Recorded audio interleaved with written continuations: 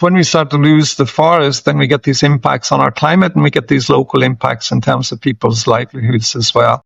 Welcome to a special series in partnership with the Nature Conservancy, a look within Latin America and biodiversity.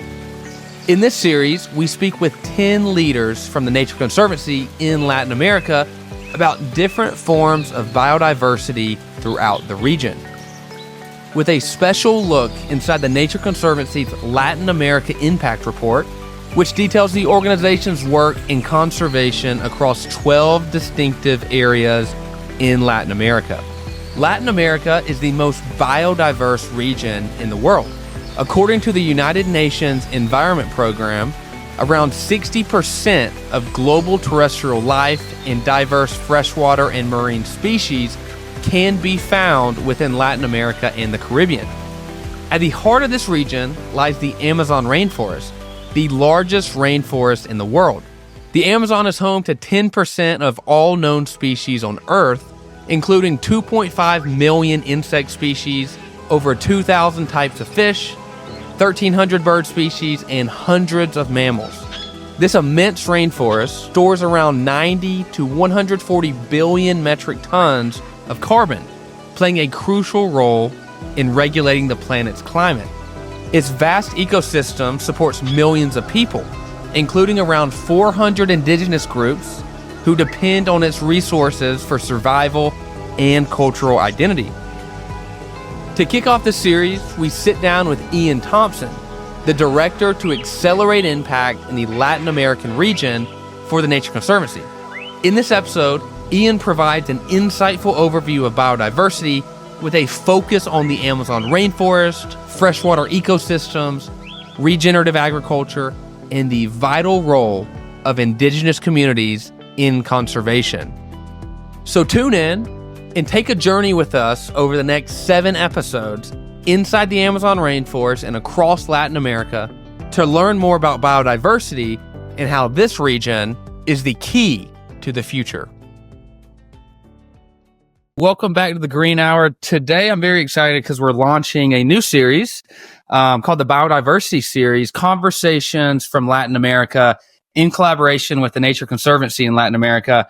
And today we're talking with Ian Thompson, the Director to Accelerate Impact Latin America for the Nature Conservancy. So first things first, Ian, I want to learn about you. Learn about your background. I did some research, looked into you, but I think it comes way better from you to just talk about it. So could you tell us where you're from, where you grew up, and talk about how you got to the place you are today as Director to Accelerate Impact Latin America for the Nature Conservancy? Sure. So I grew up in Northern Ireland. So I'm British, I'm Irish.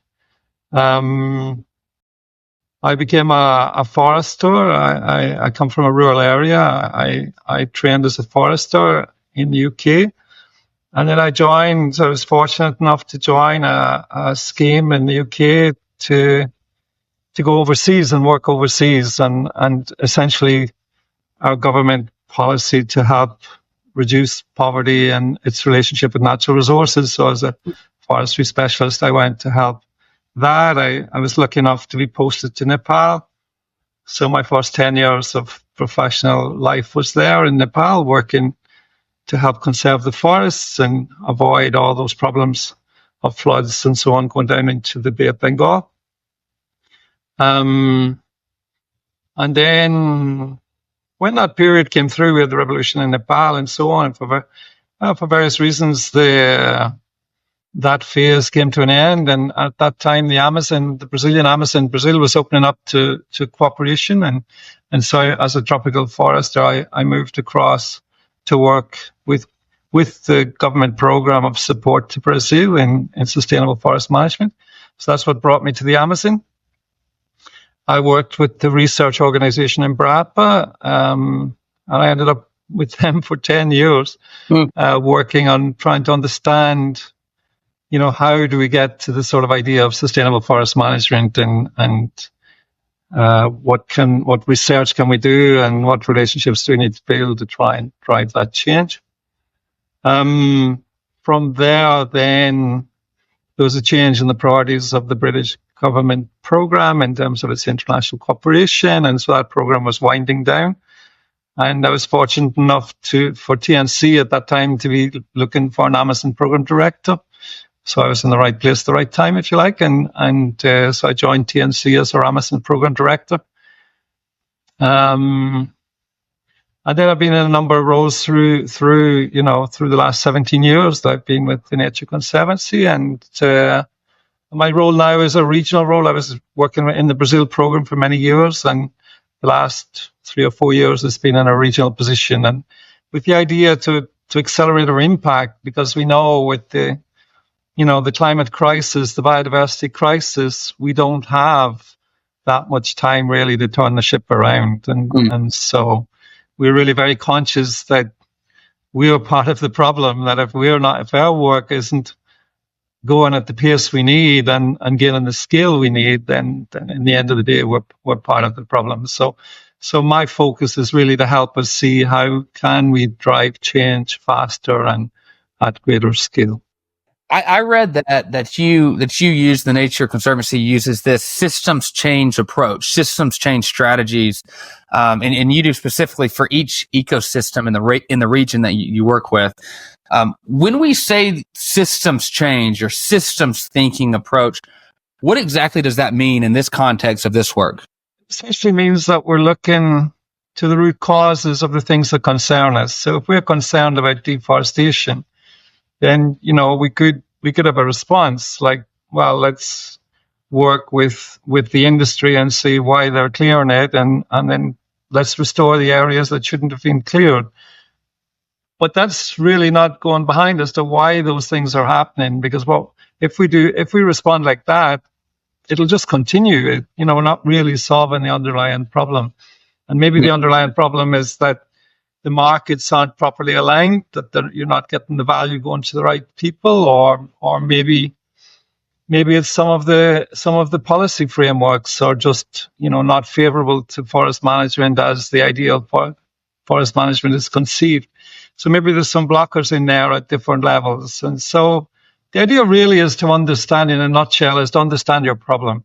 So you see a problem up front, and the immediate thing is, well, I really have to stop that deforestation and command and control and things like that. But you've got to look really deeply into why that problem is happening, why maybe there's no alternative. For example, if you have small farmers clearing land, and you say, well, we have to, we should punish the small farmers, is often the sort of immediate response. But that doesn't really change anything, because if they've got no alternative, it just becomes a battle between a sort of police force and people that are trying to make a living. And so there's no real win. Whereas you really got to look back and say, well, maybe, people don't have land rights and not solid land rights, and so they can't access credit, so they can't invest in higher production activities that are maybe more sustainable, and so therefore they have to keep moving on and deeper into the forest, and so they're involved in this whole sort of forest clearance. And then maybe that's all financed by bigger landowners that, in the end of the day, are really just, their aim is to consolidate large land areas, and so the small farmers are maybe just a tool in the game and not really the driving factor. And so maybe that's driven by money coming in from strange sources that are looking to clean the money and things like that, land grabbing and things like that.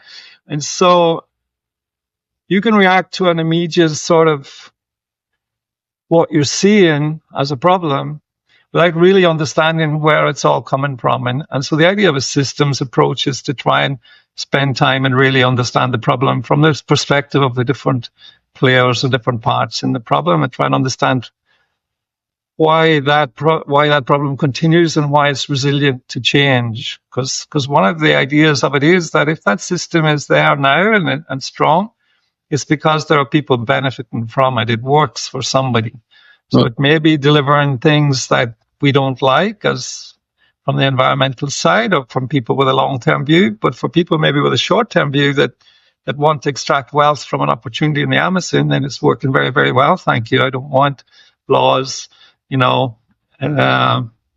put in place or what do you call it, laws enforced. I prefer that we have laws and we don't really implement them, and that's good for me because I take the opportunities of generating wealth. So that's what we mean when we talk about systems. I guess it's almost like getting to the root cause of the problem and looking at everything that's involved. I work in the building and construction industry here around Atlanta, Georgia, in the U.S. And looking when we're working on sustainability, we're trying to figure out, from our supply chain, looking at emissions or looking at whatever we're looking at, trying to figure out, okay, what's the root cause of this happening or rising emissions. So I think in every kind of industry, in every field, if you employed this systems thinking approach, it's very helpful because then you see all the inputs and all the impacts throughout. Yeah, you see the connections, right? And often if we're focused on our own little understanding of the thing, our sort of plans go awry because there's some other connection that we hadn't noticed, that we hadn't seen or hadn't understood. And so we find that all of our best efforts aren't really delivering what we thought we would because there's some other connection that's really driving the system. So for example, we do an awful lot of investment in training companies. I mean, like society in Brazil, we've done a lot of investment in building up training programs for how you harvest the forest sustainably.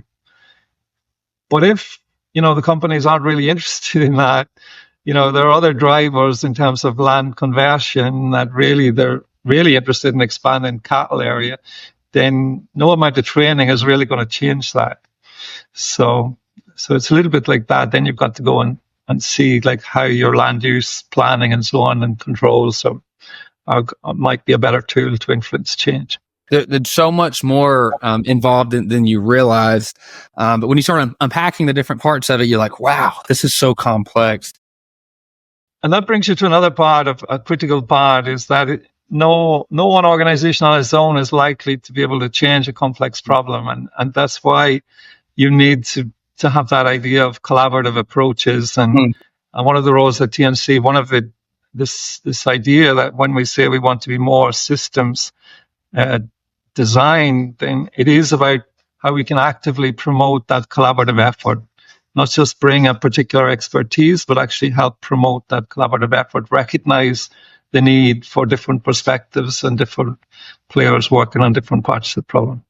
So speaking of TNC, which is the Nature Conservancy, this is the kickoff to this biodiversity series. So some people listening might not be familiar with the work of TNC, the Nature Conservancy.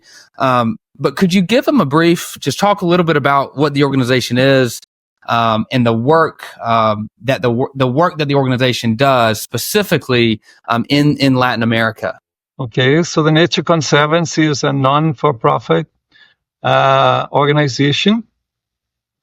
Our mission, organized around our mission is to conserve the lands and waters on which all life depends. So that's what we're trying to do. And then obviously we're a global organization. We work in over 70 countries, many in Latin America.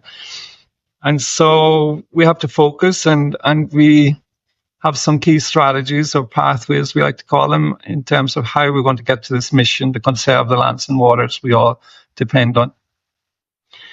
And I guess the way we see that is the need that people have for food and water. So we sort of call that in shorthand, provide. How do we provide the food and water that people need in a way that supports nature? Then it's obviously tackle climate change.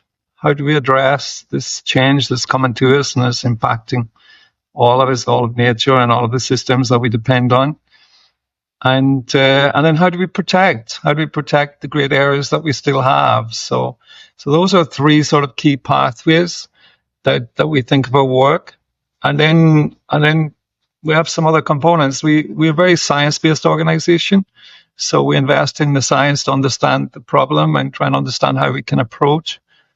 We believe that to really make a difference at scale, that question of scale, that we have to influence policy, that we have to influence how markets work, and we have to influence how finance drives markets, and to some extent is interrelated with policy. And so I guess those are some of the key elements of how we organize our work. We then bring that down into place in Latin America. So we say, where are some of the key places in Latin America that we really need to try and focus in and address some of the really difficult problems that we're facing, that the region is facing. So, for example, an obvious one is the Amazon. Like, who's not going to say the Amazon? And obviously the issues around deforestation. But there's a lot of Amazons within the Amazon. You can unpack it at multiple levels. Maybe we could talk a little bit more of that later. But we also we've chosen 12 places, large places, like, for example, the Humboldt Current, which is a big sort of one of the world's big fisheries. And has problems of overfishing and things like that. So how do you address that sort of issue in the oceans? We also have the Mesoamerican Reef in Latin America, the second biggest reef system in the world. And so with changing climate and with land practice impacting that reef, how do you sort of resolve those sort of problems? And it's related to the economy, and in terms of that also helps drive tourism, and so it's a lot of these things get integrated. Nature is actually integrated and underpins a lot of the economy in Latin America. So you get connected into that. Other examples, we work with fresh water. The problems of drought that we see. We've seen Sao Paulo, for example, where I live, has gone through periods of real serious hardship in terms of having enough water for people, for industry, and so on. So what are the causes of that problem, and how can you address it? So we look at how we can restore the watersheds, that provide us our water and things like that. So those are some of the examples of work that we do. So interesting. So it looks like over 70 countries globally that the Nature Conservancy works in. And then obviously within Latin America, you have certain countries as well. So huge organization, a huge problem, or not only one problem, but multiple problems that the organization is trying to tackle. And I've really enjoyed, Ian, looking at, I read through the Nature Conservancy Latin America impact report, and just reading about all of the cool work that y'all are doing in this area, it makes me optimistic. And I've never been to South America before, but reading about this stuff, I'm like, this is so cool. And I think a lot of times when we look at policies like the Paris Agreement and looking at how we're behind on certain things, you can start to get kind of a pessimistic approach or mindset around these things. But then you look at organizations like the Nature Conservancy and you're like, wow, we need to share more of these positive stories instead of just doom and gloom all the time. Yeah, I agree. I obviously work with nature, and I agree that we can't be sort of Pollyanna, we have to be realistic that these are really complex issues. But I do feel that if you can arrange that concerted effort and get clarity around why we need to change, then change is possible, yes. And we're in the business of trying to show that it's actually possible to do it, not just to talk about it, but to actually do it. Yeah, you had mentioned before about the power of collaboration, the power of bringing not only your singular organization, but bringing different organizations, different people together to solve these issues.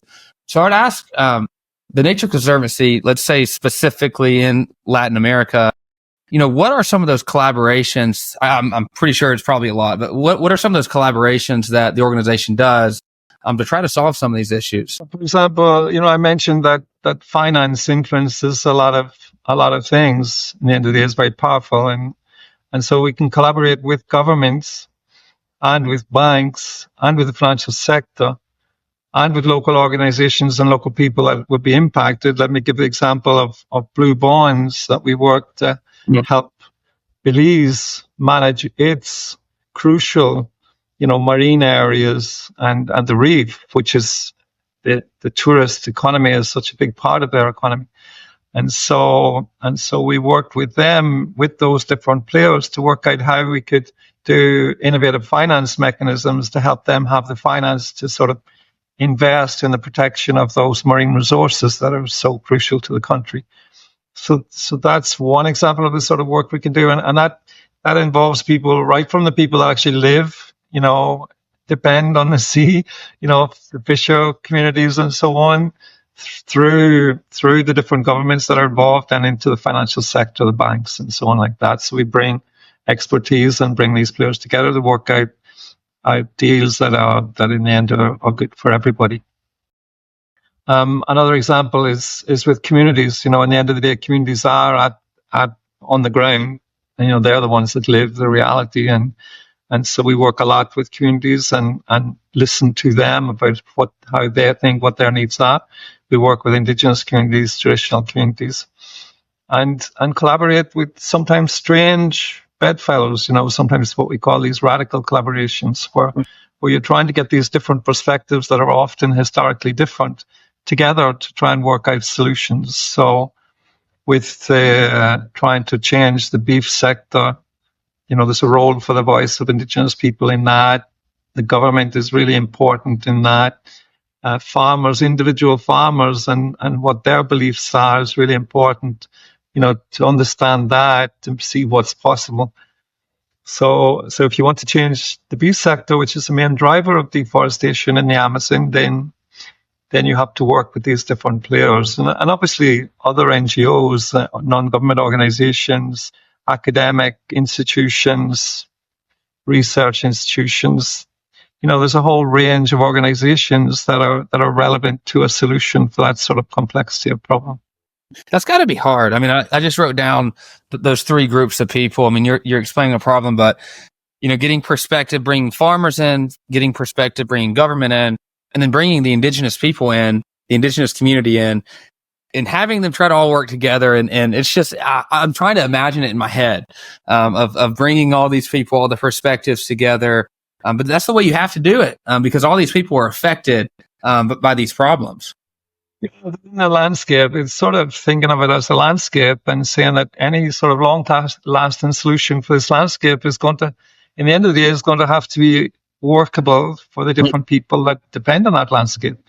And so it's not about sort of exclusion or saying that, one has got dominance over another, or one's way of seeing the world is better than another, but looking to really understand the changes that could be made and for each of those different sectors, and how they can resolve some of the problems that they're facing. So increasing rights, respect for rights of Indigenous peoples, and how they can, really get involved in the decisions around land use that impact them.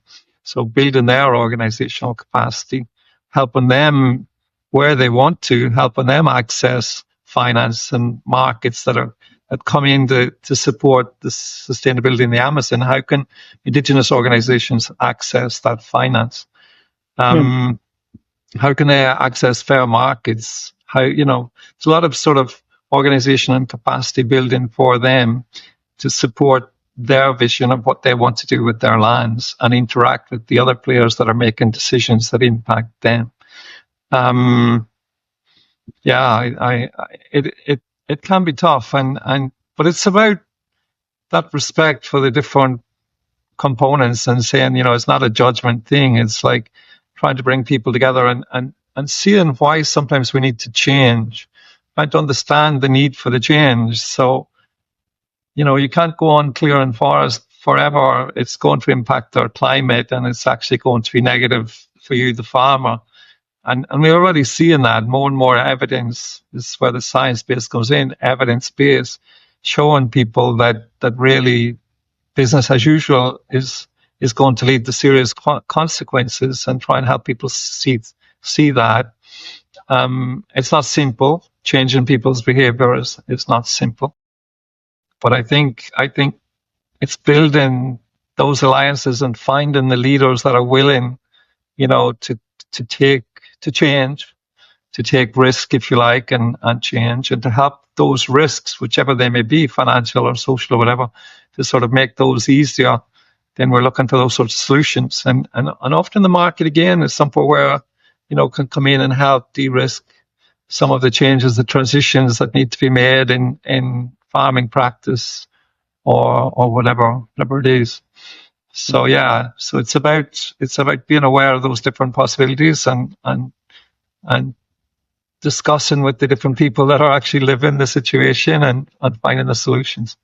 Right. There's no sort of one size solution. It would be much easier if there was, but it's definitely not. Silver bullets. At least we haven't found any silver bullets yet. Yeah, not yet. Well, pivoting off of collaboration and looking more into biodiversity, this whole series is going to be 7 episodes on different types of biodiversity, looking in Latin America specifically. But for the audience here, again, I want to start off with just a little education on what biodiversity is. So could you share just very simply what biodiversity is and why it's important, not only to Latin America, but to our world as a whole? This is a term we use for living things on our planet, right? So everything, we are part of biodiversity on the planet. The animals that we know and interact with, the birds, the insects, things like COVID that we're now all aware of that part of life. It's important to us all because the things that we need to live, our food, our air, our water, those systems are all interrelated with living systems and are impacted by them. And so we also know, a lot of people know nowadays about carbon and how increasing carbon is changes our climate and things like that. And carbon gets stored in plants, for example. So there's a big interaction between carbon, which is not a part of biodiversity, and the actual biodiversity, the plants and so on. And we breathe carbon and we release carbon if we use oil and coal and things like that. So we interact with these systems. We get a lot of benefits from biodiversity in terms of extracting medicines from plants and frogs and insects and all that sort of stuff. Pollination of our crops, apples and all of those fruits and so on we eat, that they are part of biodiversity. Our food is biodiversity, and they're dependent on other parts of the biodiversity. Like an apple is a fruit that has come from a flower that's been pollinated often by insects, or especially in places like the Amazon, or by wind or whatever. But there's a big interconnected sort of web of life in different components of biodiversity that end up offering food and shelter and water to each to the other, right, within the system. Biodiversity needs these different elements, and we have this big complex system that has evolved that's interconnected. So yeah, we are part of it, and we're very, very dependent on it. And we altered in what we do. So looking at biodiversity, Latin America and South America specifically, this is, I would say, the most biodiverse region in the entire world. And you're sitting right now in Brazil. And Brazil it contains the Earth's largest area of tropical rainforest and 2/3 of the Amazon rainforest. So no better time to kind of talk about the Amazon rainforest and how it relates to biodiversity right now. I've got a few stats that I wrote down. In the Amazon rainforest, there's over 3 million species, including 2,500 tree species, 40,000 plant species, and over 2,000 bird species. And the Amazon size and geographic reach, it's across 9 countries. So this is a massive area. And obviously, I mean, those statistics speak for themselves. It's a very biodiverse area. So just from your perspective, I mean, you're living in Brazil, again, this 2/3 of the Amazon rainforest. Could you talk a little bit about the importance of biodiversity in this region and also inside the Amazon rainforest? Yeah, I lived in the Amazon for 25 years before moving to Sao Paulo. So I love the Amazon, and it's amazing. It's an amazing place. Well, biodiversity at different levels. So we talk the forest in itself is a component of biodiversity. The forest has a system, a tropical forest, the Amazon tropical forest, and it's involved in these processes that create our weather in a sense. They, because they evaporate the water, the water falls and then it gets evaporated by the trees, and it creates this cycle of movement of water. So the forest, the maintenance of the forest is very much involved in our climate. And so that's at one level, these what we call ecosystem services. By maintaining a forest, we're actually maintaining the water cycles as we know them. It stores carbon, as I said, which affects, if we lose that storage of carbon, that's affecting our balance of carbon in the atmosphere and helping drive in the climate change that we know about. So there's a very big incentive to manage our forests and maintain that carbon storage, not only forests, but peatlands and other natural systems, mangroves and other things. The biodiversity, well, biodiversity at all levels. Biodiversity in our soils help maintain productive soils. If we don't treat them properly, then we lose that, and we have problems in production of soil, and then we have to go very artificial, and that affects our costs and all sorts of things. Biodiversity. Well, a lot of people in the Amazon actually depend on it for their main food. If we think of fish, the Amazon also has the largest river, the Amazon River in the world, and the traditional people, the indigenous people and local communities, their main source of protein actually is fish. So there's a very, very strong connection for the peoples of the region to that natural biodiversity. Plants obviously provide sources of food and shelter. So the biodiversity is very, very important. So when we start to lose the forest, then we get these impacts on our climate, and we get these local impacts in terms of people's livelihoods as well. We lose the forest, we begin to impact on the river systems as well, and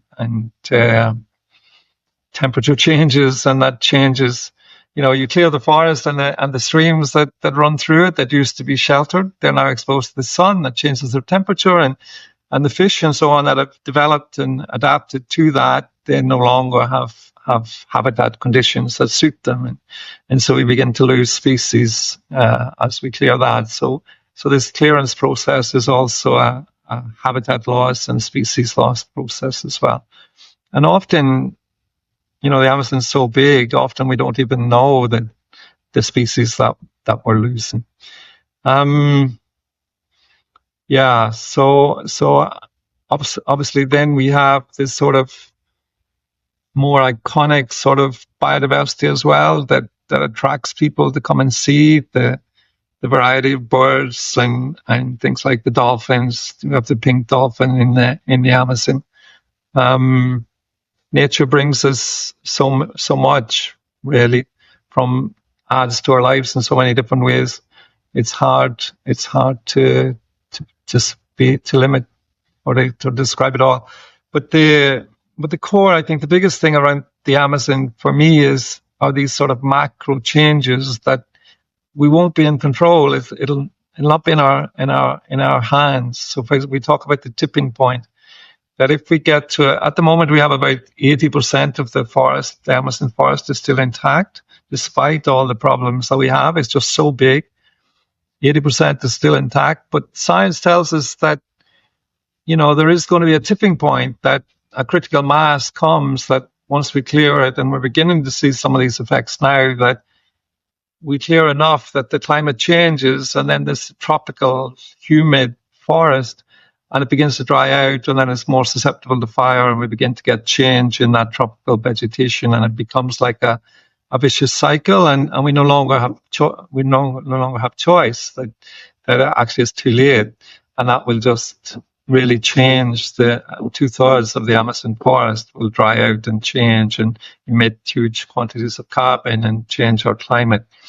So this is why the Amazon is such a critical a critical ecosystem for us because it's connected into these bigger processes. So in the end of the day, I think for me, that's the biggest one. One of the reasons why the Amazon is a very big priority for the Nature Conservancy for many organizations. Yeah, I think for me, sitting right now in the southeastern United States, we might sometimes look at the Amazon rainforest as something separate from us in the U.S. But the reality is, it's got such a big impact on a global scale. I mean, even you had mentioned like how important trees are to carbon storage, and how, as we know, rising carbon emissions will lead to climate change, and how that can affect, everything. So I think, I know from my end, from the U.S. end, sometimes we need to kind of rethink how we think about different parts of the world, because sometimes we're short-sighted in our thinking, and we don't realize how important these things are to not only that part of the world, but to our global economy, to our global climate, all of those things considered. And I think that we fail to realize that sometimes in different parts of the world. It's very hard for the individual to sort of see his individual impact as part of generating that, that large system change.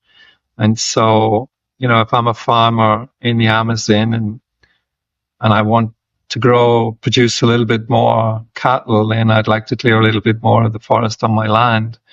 And that it's not an easy connection all the way through to potentially losing 2/3 of the Amazon, but there will come a time when that next tree, if you like, is the one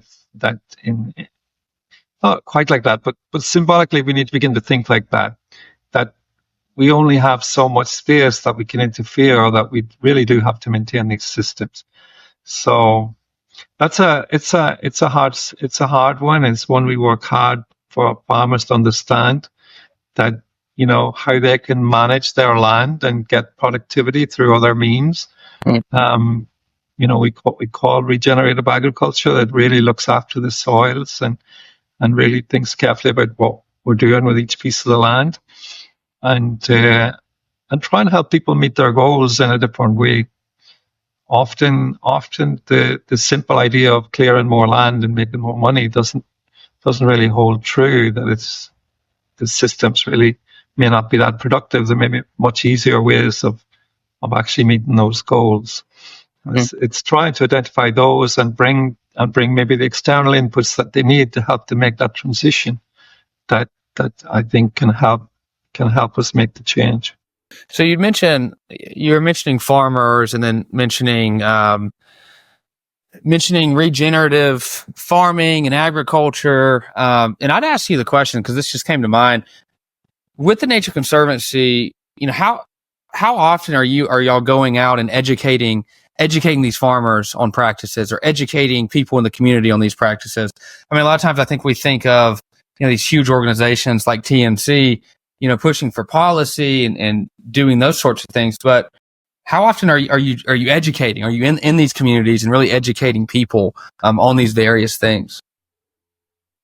Yeah, I think it depends. Again, it comes back to collaboration. I think we work to understand the system. Therefore, we are down on the ground working with farmers, real farmers, understanding their realities and understanding what works and what doesn't work. But then we're ideally working with the organizations that are charged or responsible for providing technical assistance, are responsible for providing credit, and work with them to sort of bring the packages together and get them to the farmer under conditions that are good and acceptable to the farmer. So making viable this transition. So where we obviously are not able to be the one present on the ground all over the place, we certainly do not want that role. But we do want to be able to help direct and guide that, and support that each one plays their part. So how does the government provide the needed support to the farmer, for example, in registering their land and making sure they're compliant with the laws and have access to markets?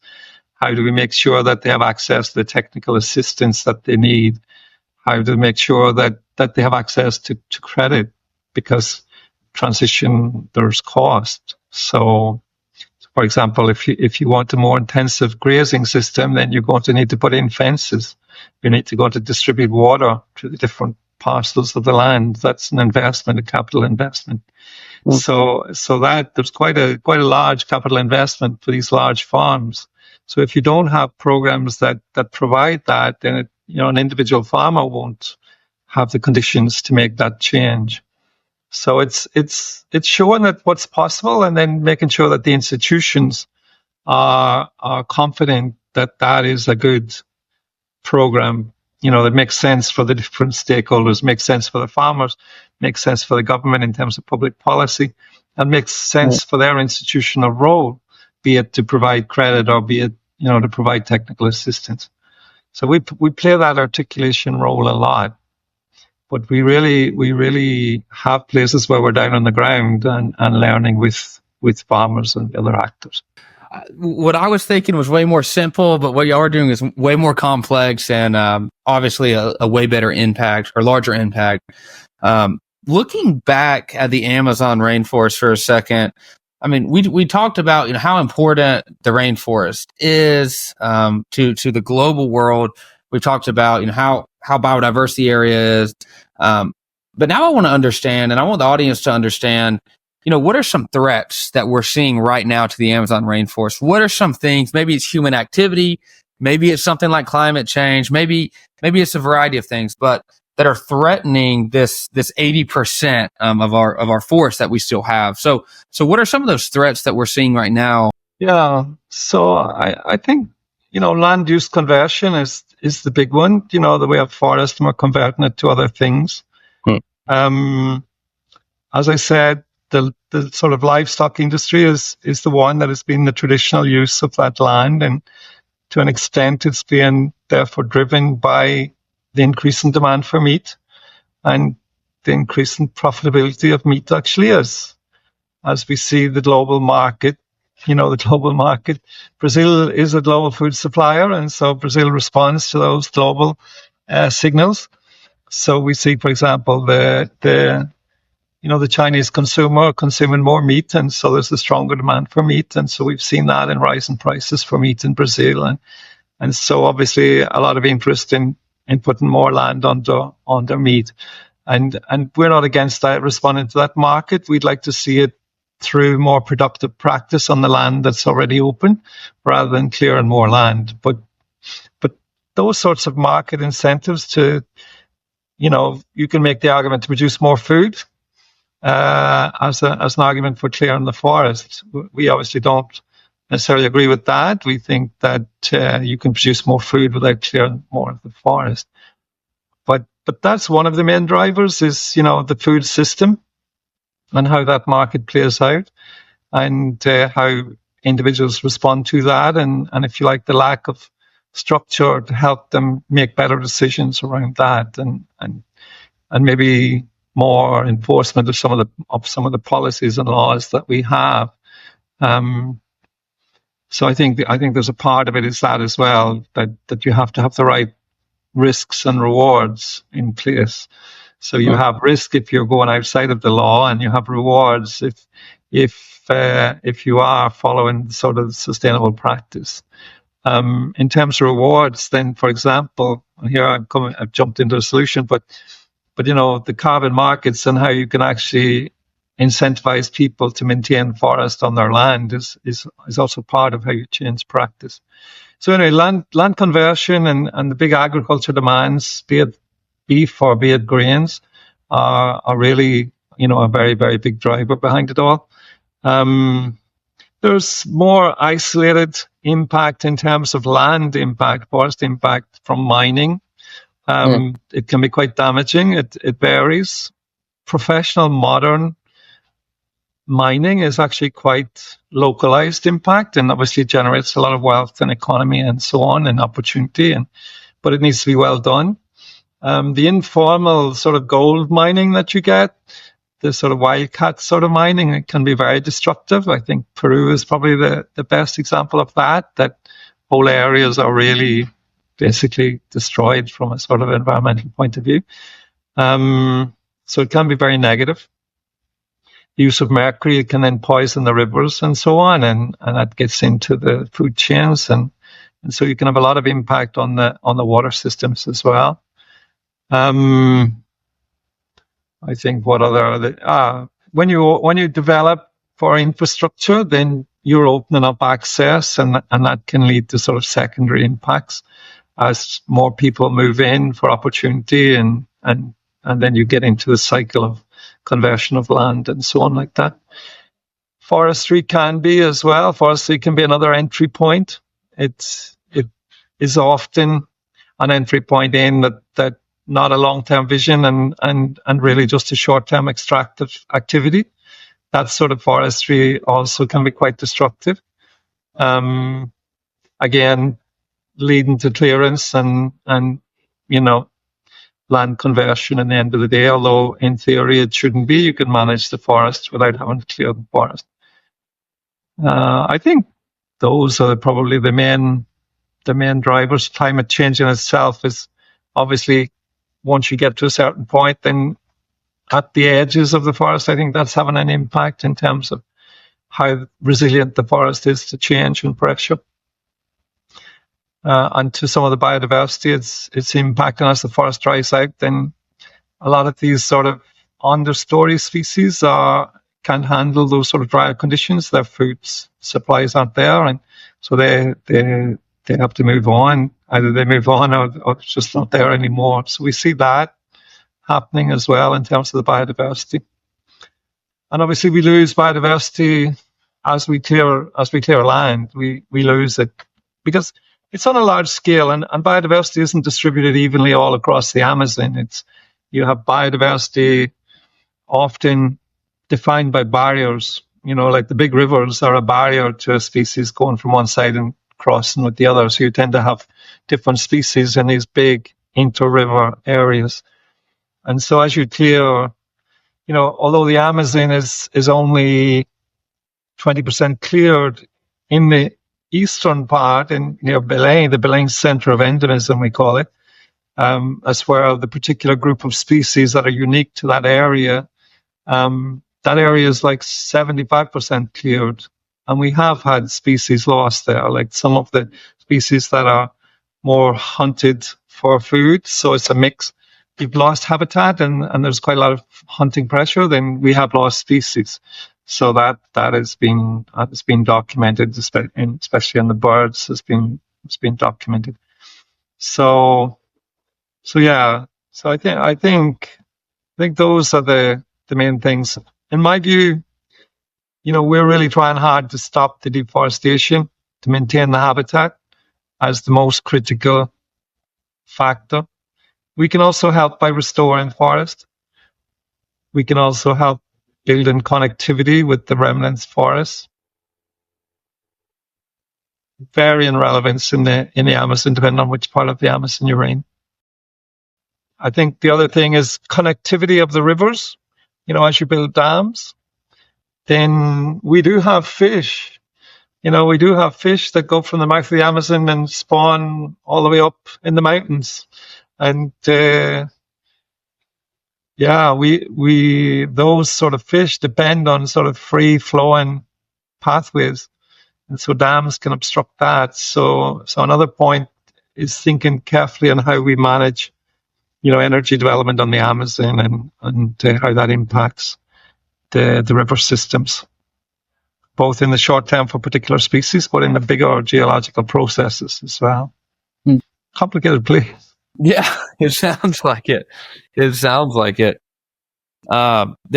note that I wrote down, obviously you started off by talking about, the biggest driver, the biggest threat has always been land use conversion and specifically looking at the agriculture industry. My head and my thoughts are going to, when you have a big industry like agriculture, and it's probably a big component of the countries, the area of South America's GDP, right? It's probably a big component of it. How do you have these conversations with people when they know how big of a deal the agriculture industry is, and how much money and how much money it brings into the economy, into local economies, to larger economies?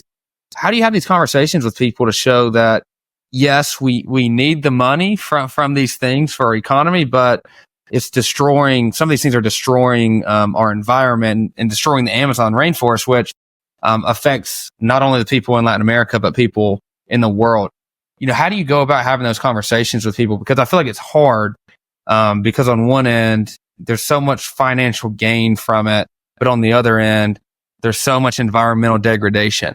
Yeah, I think that ebbs and flows. And I think, well, the first thing is that these are food systems that are global. And so that to some extent, like Brazil obviously has a large population and consumes, but most of the consumption is coming from small farm production, not from these large commodity productions. That's the first point to understand. And so we are talking about the large commodities for a global market, and therefore global consumers have an influence. And so the companies that are moving these commodities, moving these commodities, have consumers, and those consumers have a voice. And so we've seen that in the past, right? In the Amazon, that there's been complaints, pressure on companies not to be involved in deforestation on the Amazon. We call that a supply chain, responsible supply chains, taking land conversion out of supply chains. So we help companies do that.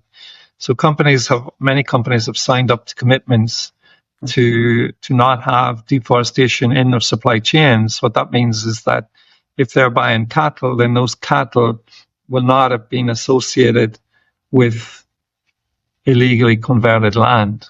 So that's really the responsibility, more and more the responsibility of companies, and that's becoming more and more business as usual for the companies, that they understand that the markets no longer want beef or soy that's associated with the loss of the Amazon.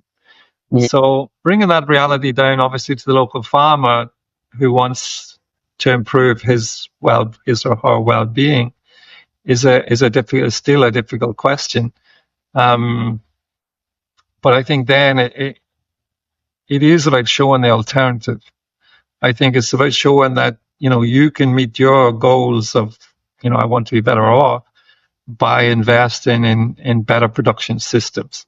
And many of the production systems in the Amazon are very extensive and low. By that I mean they're very large areas with very low intensities, so they're not closely managed. There are very few cattle on these very large areas.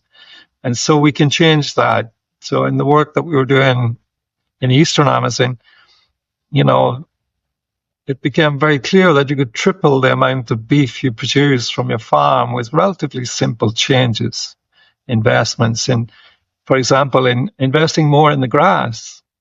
It sounds obvious because beef is really just a product from grass, right? Beef is a way that you turn grass into money. That's essentially what it is. What you're producing is grass. You're not really producing beef. Beef is just a machine. So if we think of it like that, and that's a shift already in the way a farmer thinks about his business, is like if he's thinking about or he or she is thinking about, well, how do I produce more grass?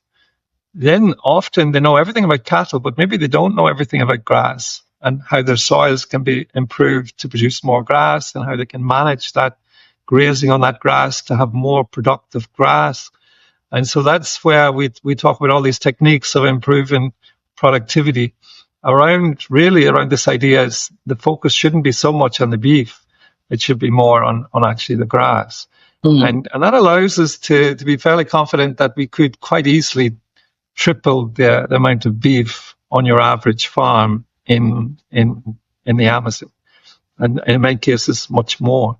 Wow. And so that's the opportunity we have. And then, well, why does that not happen? Well, part of it is cultural, but part of it is because some of the pieces are missing for those farmers to make that transition. Because as I said, you'd have to invest in your soil, liming your soil, for example. You have to invest in the right grass seeds. You have to have that grazing intensity just right. So that means you have to manage it in smaller areas, which means you have to fence it, which these big areas, it's costly.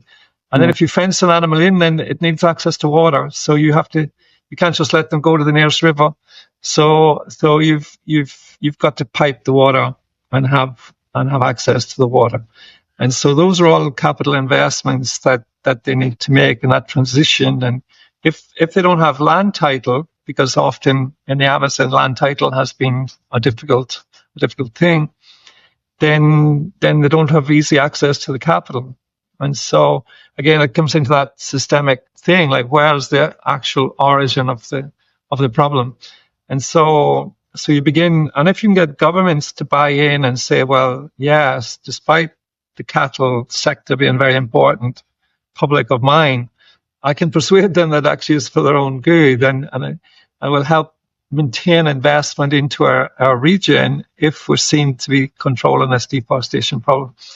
And so I think we're in the tipping point of that. I think at the last climate conference, the government of Para announced a decree to trace all of its cattle stock by the end of 25. And so that's a signal that the government understand that this is viable. And I think that for me is a major milestone. And we're working with the private sector and with the government and with the farmers to implement that. And by having that traceability, that then allows the market to say, well, I know exactly where these cattle were, and so I know they're compliant, and I will only buy these compliant ones. So we actually have the system that allows them to translate that consumer demand into reality.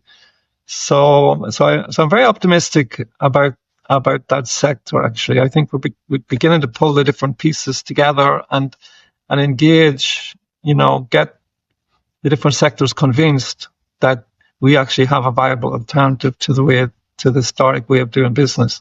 Obviously, not every farmer has bought in yet, but I think we're heading in that direction. So yeah, for me it's about that. There's no point just complaining. You have to show the viable alternative. Well, I think, you just educated me a lot, because I when thinking of agriculture, I would think that beef was the product, but what you're saying is you're translating grass, and by translating this grass and then translating it from just grass into actually money. That was really interesting how you just broke that down, and how shifting this approach to the problem, specifically looking at farmers. That's really, really cool. I think the last little piece that I want to get into, we just talked about, shifting ways of thinking, shifting approaches to this problem or to these problems. But now I want to understand, conservation efforts. What efforts have been done inside the Amazon rainforest that still has 80% of itself intact? I just want to look into, what's being done around conservation. I know TNC is doing a lot with it.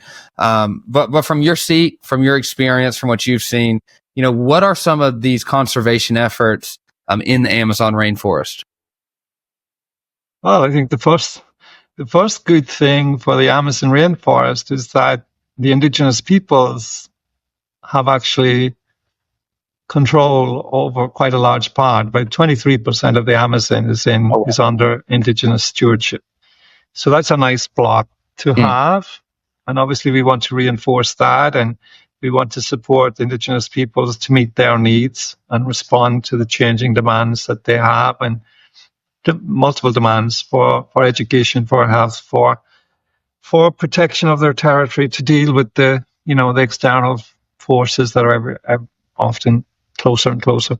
So they have their demands, and we need to respect that and help them meet their needs. But I think that core 23% is a great start for the Amazon. We want to expand that. We've done some really interesting work in Ecuador, actually, to give indigenous communities, because they asked for it. As I said, the rivers are really important to them. And so we've had communities asking us, why can't they manage the rivers? And because they want to conserve the rivers, because that's where they get their fish from. That's the basis of their lifestyle. And so Ecuador has created some fairly new protection categories where you can actually hand the protection responsibility for a river-based area to local communities. And we're very excited about that. We think that that is enormous potential in the Amazon, where the river is such an important part of the landscape for people. And so that's a very exciting prospect. I think then obviously the parks, the traditional parks, there are a lot of parks in the Amazon. And I think there's been an effort. It's been an effort to improve the effectiveness of that and give them the structure they need to manage and protect that. So there has been a concerted effort from the conservation community to improve the effectiveness of management of the parks. Parks at national level, state level, local level. So I think that is an effort. There's continued effort to identify more areas that could be destined for conservation as a park. And so that, I think conservation community is working hard at that. There's a new category of conservation, which is called other effective conservation measures. And so what that means is that it doesn't have to be a park that you exclude people from to have a conservation value. And so maybe it's something like an agreement around fishing, so that you have clear controls over that. It doesn't have to be declared as a park, but there's some sort of mechanism that's ensuring the conservation of that, that's agreed to by the different actors in that. And that's another sort of exciting opportunity to go beyond this sort of winner takes all sort of debate as to whether it should be a park or, some other sort of conservation regime. So we're now recognizing that there are other modalities that can provide these conservation benefits, and we're working hard to sort of formalize those, as are many organizations. And I guess another key area that we're looking at is that in the Amazon, there are significant areas of land that are not designated at all. So I think there's over 60 million hectares of land, 60 million hectares of land in the Brazilian Amazon that are undesignated lands. It's not a park, it's not a military area, it's not a private land, it's just undesignated land.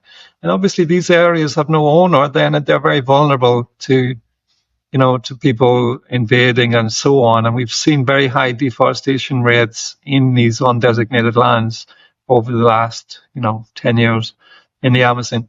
And so that's an area that we feel, a number of organizations are working on that, and we feel that that's an area that we can really make a difference. And with Pará, for example, we've created a new category of land that's like a restoration park. So we take these areas that have been illegally cleared, no one's really the owner, they've been invaded, they've been cleared, and we're working out how we can get them restored. But give them then a category. This is a restoration park, and that actually creates economic opportunity. The very fact that you can restore that, and you can get carbon benefits and things like that, and you can restore it with productive species as well. So I think there's a lot of work to do around that 60 million hectares. That's that's more than 10% of the Brazilian Amazon, and a lot of it's actually in the heart of the Amazon. It's a significant piece of the puzzle that's missing. I think that's an area of work. What else do we have? I think some more and more communities involving communities in the conservation. I think we have community reserves in Brazil and very large ones, and making those work for the communities and for conservation is a big piece of what the conservation world is trying to do with government, with the communities. Access to markets and so on is not easy, so there's a lot of work around how do you maintain viable livelihoods for the people in these places, and there's a lot of work on that. I think we talk about the socio-bioeconomy. How is it that economy that's based on the living forest, going back to biodiversity with bioeconomy, and it's that living forest, and how people can develop economic opportunity from that without having to clear the forest, either to grow beef or to sell the timber or whatever. So that's a very interesting area of work that's expanding a lot. There's a lot of people giving attention to that. Brazil is going to take that discussion to the G20, the group of 20. They're going to bring that as a topic that's relevant to the world. And I think that's really positive that we begin to see how can we sort of build an economy that competes. It's a bioeconomy, but it's also a socio-bioeconomy. So it has that social element. How do we, maintain the social capital that we have in the Amazon, in these communities in the forest that have, in many often been the guardians of the forest.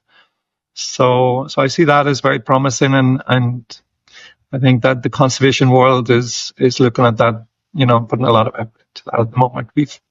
We've been doing a lot of work in developing plans for that. We did a study that showed that in Pará that you could actually generate as much wealth from that as from the beef sector in the next until 2050. Like, I think if you include carbon credit potential, is something like $150 billion, the socio-bioeconomy potential. So it's that sort of study as well to change the mindset that, beef isn't the only solution. It's the business as usual one, but actually it's because we haven't addressed some of these other issues.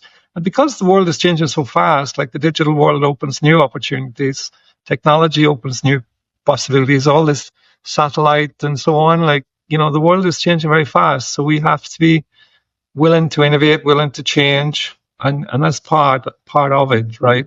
So we as a conservation organization as well, we have our history and we have the solutions we think work, and we're also working hard to be innovative and seek new solutions and experiment and test with the different people interested in the future of the Amazon and see new ways of doing things and just be more responsive and agile to think of new ways, because the world doesn't stand still. So I think the last question I'll ask you here, Ian, is you're the first episode in this series, this seven episode series. I mean, we're diving episode 1. We're really here looking at biodiversity in the Amazon rainforest as a whole. Episode 2, we're looking at Colombia's biodiversity with a focus on birds and bird species, because I think Colombia has more bird species than anywhere else in the world. I think it's like 2,000 or something. Episode 3, we're looking into freshwater biodiversity. So looking at how these waterways connect and the importance. Episode 4, I think we're focusing on indigenous communities. Episode 5, we are looking at finance mechanisms and how finance mechanisms help with biodiversity. Episode 6 is actually a term you just used, socio-bioeconomy. Is it socio-bioeconomy? And then the last episode, we'll look at policy. So all of these episodes, what's really cool, Ian, is I think you just talked about all of them a little bit. So this is a perfect introduction for everyone. But the final question I'll ask you is, and this is more for the audience and the listeners, for all those people listening right now that might not have any prior knowledge on the Amazon, might not have any prior knowledge on biodiversity, or even Latin America in general. What do you hope that they can gain throughout this series as they hear from all these experts like yourself on all these different topics? I hope they'll see connection. Really, I hope they'll connect. I hope they'll think about wherever they're from. They'll think about how some of essentially the same principles and issues are in play in their neighborhood, in their society, in their country, in the economies that they're engaged in. And connection locally with their local reality and the parallels with what's going on in this reality. I think there's a lot of parallels. And then, of course, obviously, there's connection again through, the Amazon producing things for other societies, so beef and soy and consuming products from the Amazon. And understanding a little bit about some of the challenges around that and how as conscious consumers they can help be part of the solution, really. So I hope they'll see that. But I think more than anything, I think creativity and innovation comes from being able to identify connection. And And I think it'll be a great opportunity. We have some great people to talk through that and go in deeper to some of the things that, obviously, as you said, I believe that these things are all important components of what we're trying to do. So it'll be great for the audience to have a chance to dig deeper in and get a better understanding of what we're talking about.